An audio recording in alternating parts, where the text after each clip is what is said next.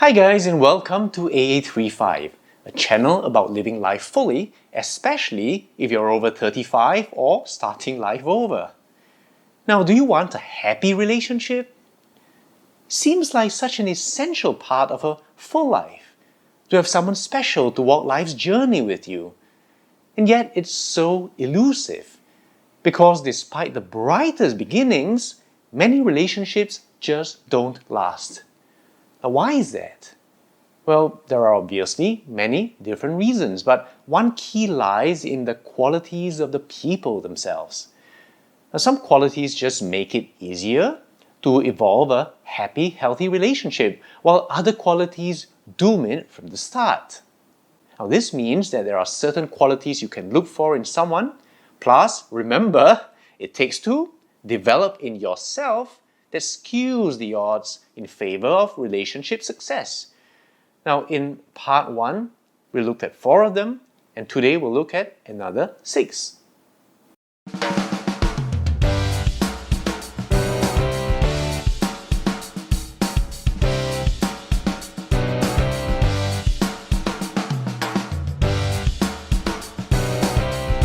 Now, in part 1, I made the differentiation between relationship qualities and personal qualities.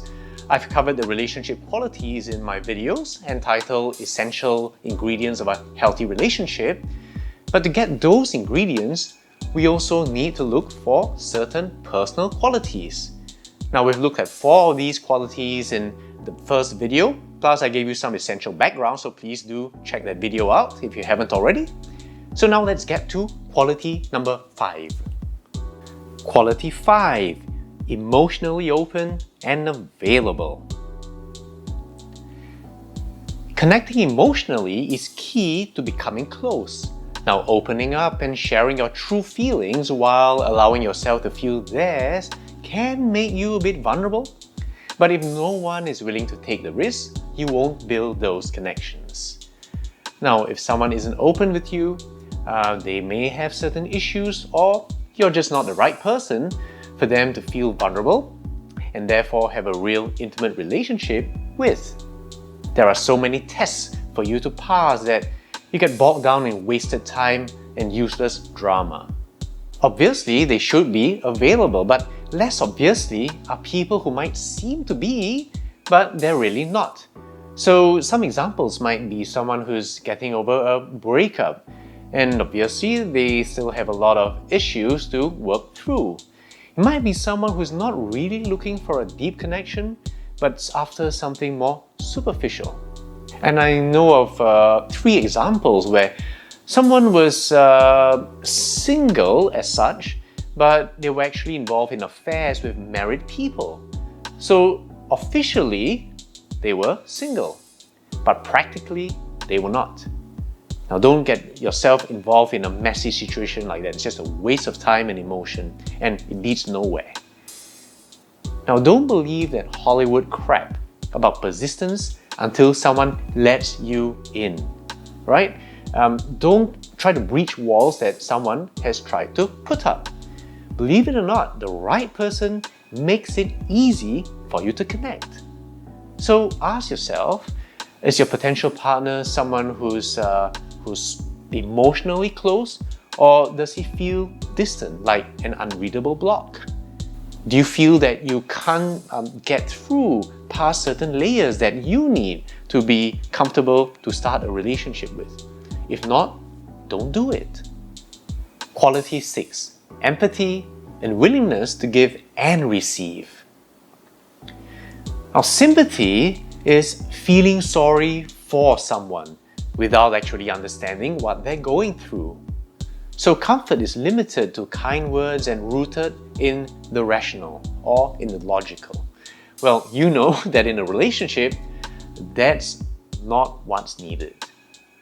Now, empathy is being able to feel with someone, to be able to put yourself in their shoes, to understand what they're going through, and to relate emotionally. But again, in a relationship, empathy alone is not enough. The person also needs to be giving, because that's what makes them want to follow up with the right kind of support. That means that they're willing to sometimes put your needs above theirs, to understand without judging you, and to just really listen to what you need. They don't hold grudges, and they're always willing to consider that they might be wrong and improve things. Now, here's a favorite example of mine when I try to explain what empathy looks like in a relationship. Imagine that a couple are about to go on a date at a fancy restaurant that's 3 months booked out in advance. Now, an hour before, the boyfriend calls to say that he'll be late as he's just hurt himself in the gym. Now, instead of being angry or disappointed, her focus shifts immediately to his well-being. Is he okay? Is he badly hurt? She'll ask to cancel the date so that he can go home and rest. And if he insists and the date proceeds, she'll choose the nearest restaurant to minimize his walking. She might even say that she feels tired and wants to go home early so that he can go home and rest and without feeling guilty. Now tell me that's not a keeper right there. And the sad thing is you think that this would be the norm in any relationship, but it actually isn't. Think back to your own relationships. Look at the relationships around you. However, be very careful that it's not just a pure giver who just gives, but he cannot receive. Now, in a healthy relationship, there needs to be a balance. And someone who's just a pure giver can't receive what you want to give and contribute to them and to the relationship. And that deprives you of an essential dynamic in a healthy relationship. It's also potentially dangerous because someone who cannot receive or ask for what they want won't tell you when they're unhappy, when their needs are not being met. So you can't do anything about it until it's too late. And in fact, the giver-taker dynamic is so important that I might do another video just on that one day. But for now, ask yourself, when people, friends or even strangers are in pain or trouble, is your potential response, how can I help? Or is it more like, lucky it's not us? Or let's mind our own business? That's a red flag right there. In any disagreement, does your potential sometimes put their own feelings aside to tend to yours? And have they made any sacrifices in their lives or their careers to help you? Now, of course, make sure that you do the same too. Quality 7. Physically attractive, sexually compatible. I'm just going to come right out and say it. In a long-term relationship, physical attractiveness is important. After all, this is someone you'll be facing almost every day. So at the very least, it shouldn't be someone you're physically repulsed by. Now the good news is that the research shows us that it's not about finding or being the hottest person, but rather just two people finding each other attractive enough. And of course, when you have the other qualities we've talked about, the inner beauty part, that strengthens the overall attraction. So it really broadens your choices.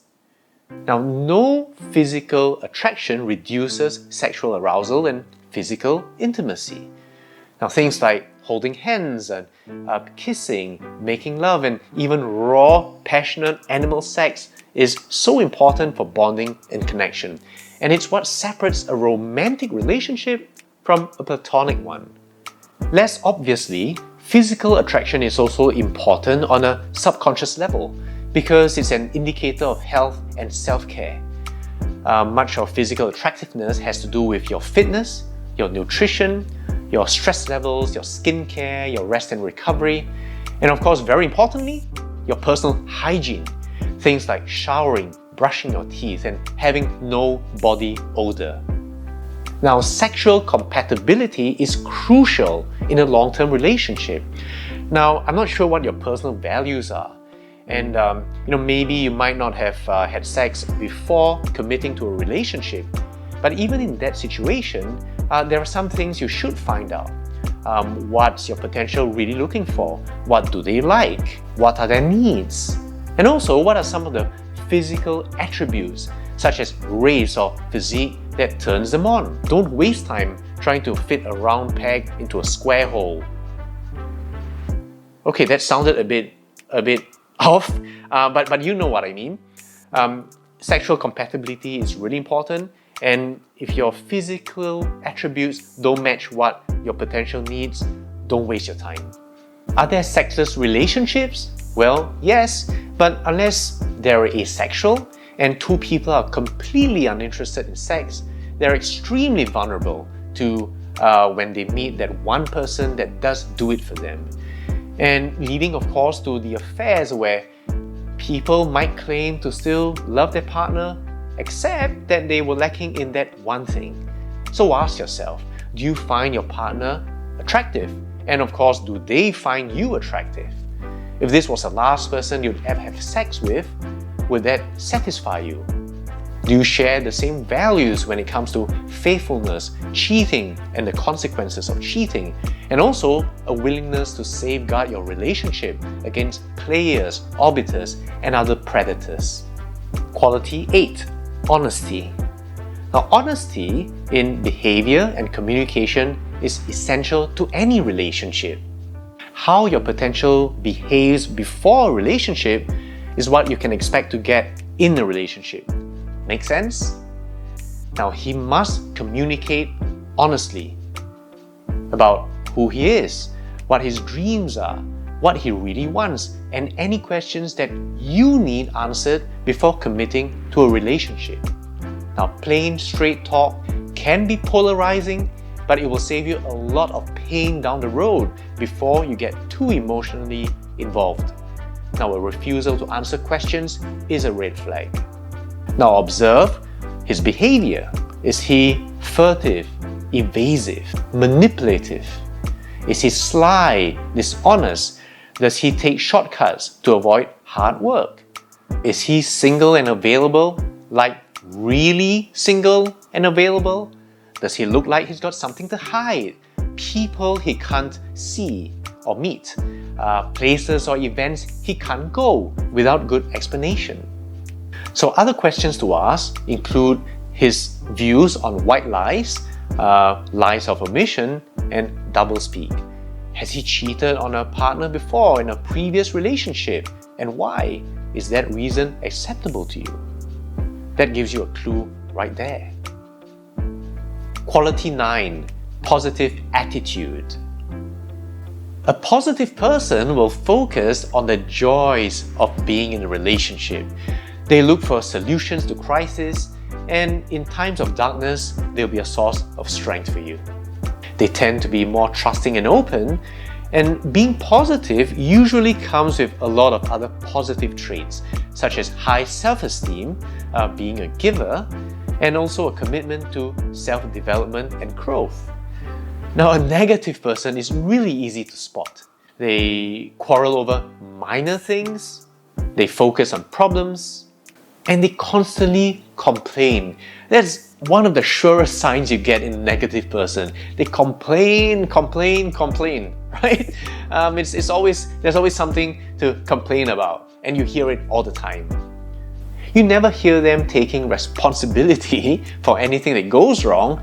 It's always someone else's fault. They're often suspicious, which prevents them from really opening up and trusting their partner and committing to a relationship. And they drain the other person, weighing the whole relationship down like a sinking ship until the person jumps off. So, questions to ask yourself: what is your potential partner's outlook in life? When faced with pain, adversity, and setback, what have they done? How have they overcome those? And of course, is he a complainer? Quality 10. A friend. Simply put, your special partner should be one of the best friends you have. Now, a lot of people, when they start a relationship, they see someone they like, usually based on superficialities like appearance, and then they start thinking exclusively in terms of romance straight away. Now, the problem with that is that it makes them want to fake an ideal persona and best behavior all the time, which is impossible to sustain, and it's extremely stressful. the great advantage of having friendship in a relationship is that you can be yourselves. There's no need to suppress, pretend, conform, because you already know your weaknesses and your foibles. And if you still decide that you want to enter a relationship with somebody that you know like that, on that level, that relationship has a chance of becoming stronger. Now, of course, you will lose a little bit in terms of mystery and suspense, but you'll gain a lot in terms of authenticity, honesty, trust, vulnerability, and of course, loads of fun. So those are 10 qualities that make for good relationship material. Now notice they're often related. For example, honesty impacts on openness and faithfulness, while high self-esteem links to positive attitude. So one flows from or leads to another in different permutations. Now, everyone won't have all these qualities to the same degree, but at least having some of each increases your chances of relationship success. Now, I want to also end by saying something very important. Now, a lot of people, when they're looking for a life partner, they settle. Maybe they're lonely, or they're unhappy being on their own, or they feel pressured by time, biological clocks, social or family pressure, and even guilt. And I can only say to you, don't. There's an old saying from trading that I like. It's better to be on the outside wishing you were in than on the inside wishing you were out. And if you've ever had a toxic relationship, or you know someone who has, you know how difficult it can be to extricate yourself from a situation like that, right? So really choose. And of course, while you're choosing these qualities and looking for these qualities in someone else, make sure that you develop them in yourself. I can't tell you the number of entitled people I've met who say that they want this and that and the other thing in someone else, and yet they bring absolutely nothing to the table. Don't be like that. Now you work on becoming the best possible you, and then you'll find it easier to hold yourself to a higher standard. And when you meet someone else who also has high standards, together you'll co-create a happy, healthy, empowering relationship. You grow together, learn together, and build that future together. Right? So that's it for now. Please like this video, subscribe, share it with someone you care about, and I'm going to see you soon with another video.